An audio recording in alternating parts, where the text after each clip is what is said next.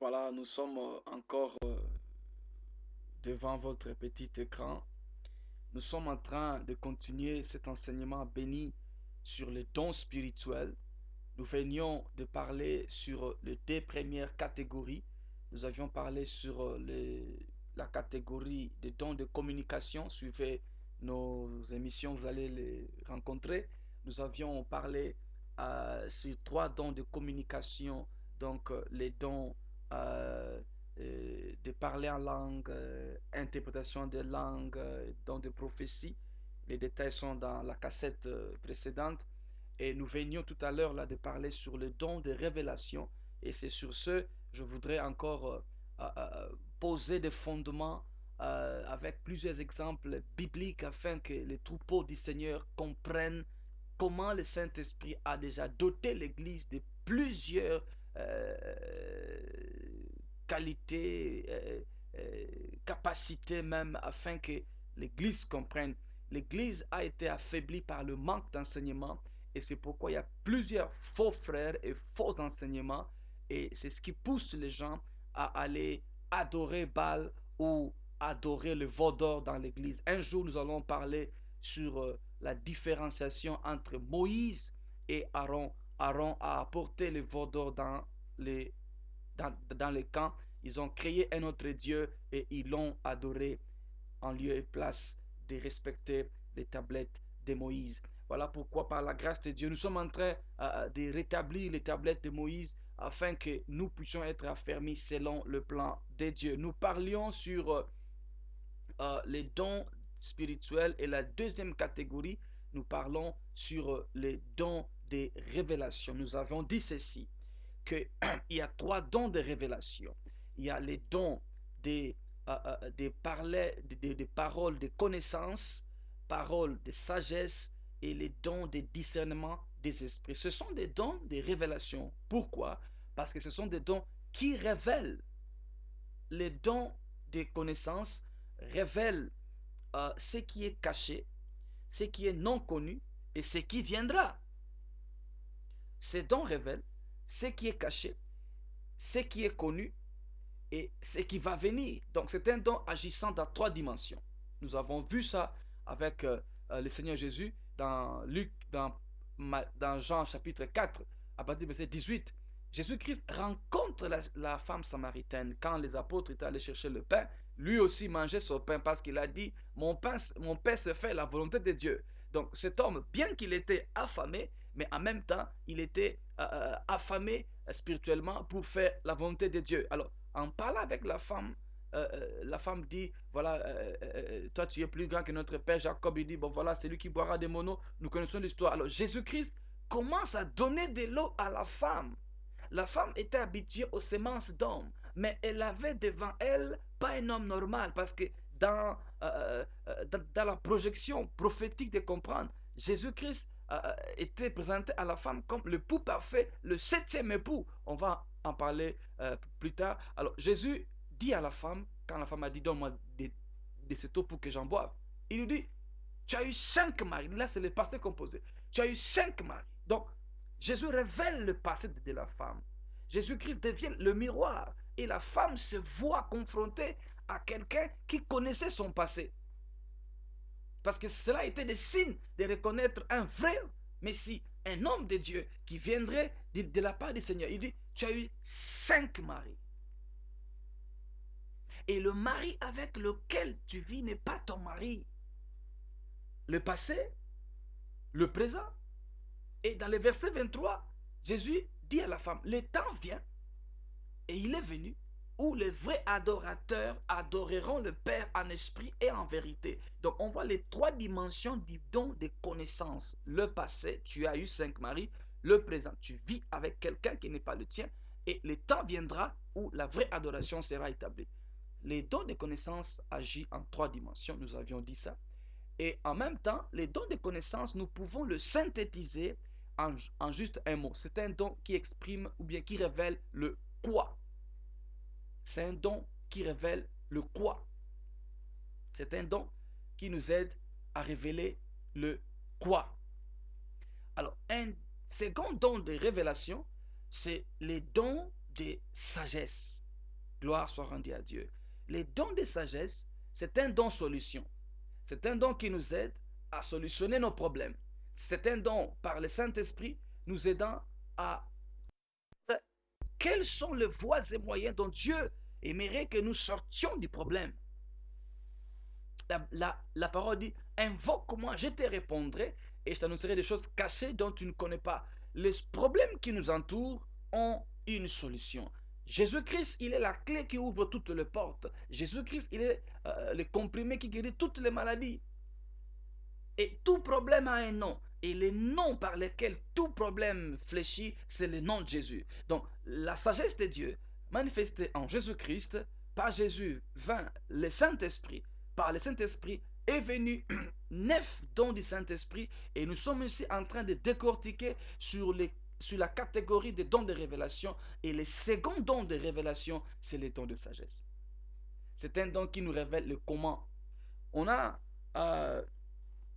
parlé la fois passée sur la solution de Salomon sur les deux femmes prostituées. L'une qui dit, voilà, l'enfant vivant, c'est mon enfant.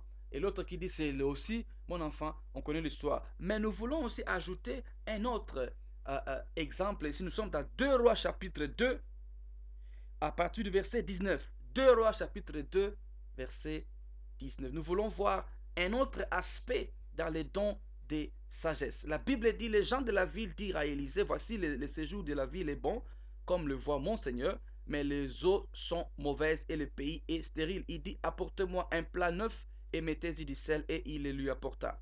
Il alla vers la source des eaux et il jeta du sel et dit, ainsi parle l'Éternel, j'assainis ces eaux, il n'en proviendra plus ni mort ni stérilité. Ici, nous comprenons la combinaison de plusieurs dons. On voit la combinaison des deux catégories de dons. Les dons de communication et les dons de révélation. Le prophète Élie, juste après qu'il ait succédé au prophète Élisée, il arrive dans la ville, les gens lui posent un problème. Gloire soit rendue à Dieu. Quand Dieu établit un ministère quelque part, Dieu veut aussi que ce ministère donne solution dans la ville. Quand Dieu bénit une ville d'un manteau pastoral, ou bien quand Dieu crée une église quelque part, l'église devient la lumière, ou bien l'homme de Dieu devient la lumière pour solutionner les choses spirituelles dans la ville. Alors Élisée arrive, on lui pose un problème. Voilà, la ville est paisible, mais l'eau est amère. C'est un problème posé. Élisée reçoit la révélation agissant par les dons de sagesse. Il pouvait dire, bon, comme les eaux sont amères, bon, voilà, allons imposons les mains, ou bien, non.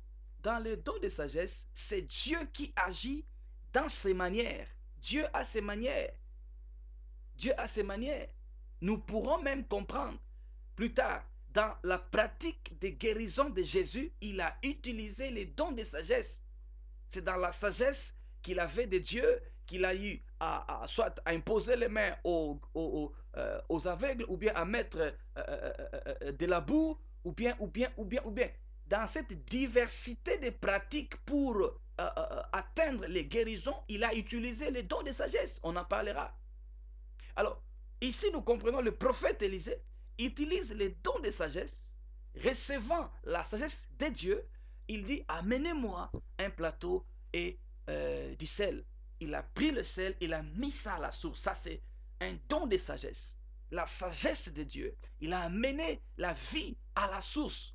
Nous pouvons encore le décortiquer autrement, mais nous manquons de temps. On n'a que juste 15 minutes pour ce puissant enseignement sur les dons du Saint-Esprit. Alors, Élisée a utilisé les dons de sagesse pour délivrer, assainir les eaux de la ville et depuis la source. Maintenant, voyez-vous, après qu'il ait mis le sel dans l'eau, maintenant il déclare, ainsi dit l'Éternel. Souvenez-vous, je crois vous avoir dit, les dons des prophètes à 3 degrés. Il y a l'ainsi dit l'Éternel, comme c'est le cas ici. Il y a l'ainsi fait l'Éternel et l'ainsi est l'Éternel. Voyez-vous? Alors, ici, le prophète, il fait l'office des prophètes. Nous comprenons d'ailleurs la différence d'un frère normal, d'une sœur normale et d'un prophète. Quand un prophète pose des actes, il combine plusieurs dons à la fois. Il il combine les dons de connaissance, les dons de prophétie et les dons de sagesse. Parce qu'un prophète, euh, euh, euh, qu'il puisse gêner, prier pour qu'il voie une prophétie, sa vie en soi est en communion avec Dieu. Plus tu jeûnes et pries, puisque d'ailleurs, jeûner et prier ne change pas Dieu. Jeûner et prier te capacite, t'habilite à vivre au trône et être membre du conseil du trône. Gloire à Dieu. Alors, Élisée pose un acte prophétique, il met le sel dans la source. Ça, c'est un acte de sagesse. Et puis il déclare, ainsi dit l'Éternel, ces eaux sont assainies et il n'en proviendra plus ni mort ni stérilité. Donc, il y a 3 dons de révélation, les dons de connaissance agissant en 3 degrés, passé, présent, futur. Il y a les dons de sagesse, c'est un don qui nous révèle le comment, tandis que les dons de connaissance nous révèlent le quoi. Alors, un troisième don de révélation, c'est les dons de discernement des esprits. Nous irons rapidement dans Acte 16. Nous voulons voir l'exercice de ces dons dans la vie du frère Paul. Nous sommes dans Acte 16. La Bible dit, Acte chapitre 16. Gloire à Dieu. La parole nous explique ceci. Paul était en mouvement, ils étaient en mission. Ils étaient en mission et arrivés dans une contrée, la parole dit ceci, il y avait une servante qui avait l'esprit de Python et elle accompagnait le mouvement, elle accompagnait l'équipe, elle était en train de dire, ces gens prêchent la parole de Dieu, ces gens sont vraiment de Dieu. La femme ne mentait pas. Quand nous lisons dans le verset 16, comme nous allions au lieu de la prière, une servante qui avait un esprit de Python et qui, en devinant procurer un grand profit à ses maîtres, vint au-devant de nous et s'est mis à nous suivre. Paul et nous, elle criait, ces hommes sont les serviteurs de Dieu très haut et ils vous annoncent la voie du salut. Voyez-vous, Paul, appelé de Christ, autour de lui, il y avait des appelés de l'Antichrist. Parce que cette femme ici n'est pas chrétienne. Un sorcier n'est pas chrétien. Un magicien n'est pas chrétien. Un occultiste n'est pas chrétien. Cela veut dire quoi? Dans le prophétisme, ce n'est pas seulement l'Église qui agit ou bien qui est agissante. Mais si l'Église n'est pas bien enseignée sur le prophétisme, c'est pourquoi les troupeaux vont vers les francs-maçons, les troupeaux vont vers les occultistes, les troupeaux vont vers les magiciens, des marabouts, des gens qui autrefois vivaient sous les arbres. Bon, maintenant, comme l'Église n'est plus enseignée, ils utilisent la parole combinant des versets sans de vrais soubassements et l'Église est trompée. Gloire soit rendue à Dieu que ce jour-là, ils ont croisé le frère Paul, un homme averti, un homme aiguisé, un homme sensible, un homme qui avait une grande épaisseur du discernement des esprits. Paul sentit en lui que son Saint-Esprit n'appuyait pas le Saint-Esprit chez l'autre. Pas que le Saint-Esprit est opposé, mais c'est pour dire certaines dissensions ne sont pas seulement charnelles. Ça peut aussi être que l'autre n'a pas l'Esprit de Dieu. Parce que le Saint-Esprit n'est pas divisé. D'où viennent que 2 églises venant du Seigneur sont toujours en conflit, bien 2 pasteurs. Quelque part, il y a quelque chose. Quelqu'un n'est pas de Dieu.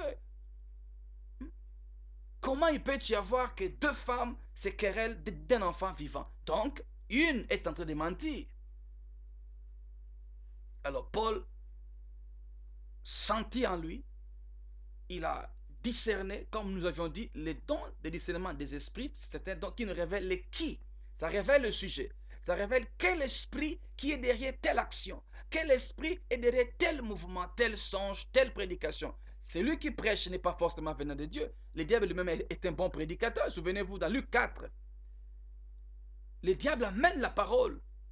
Il dit, il est écrit, mais gloire soit rendue à Dieu, il avait dans l'auditoire Yehoshua wa Mashiach, les recettes des âges. Il lui dit aussi, il est écrit, nos églises doivent être remplies d'il est écrit afin de comprendre réellement.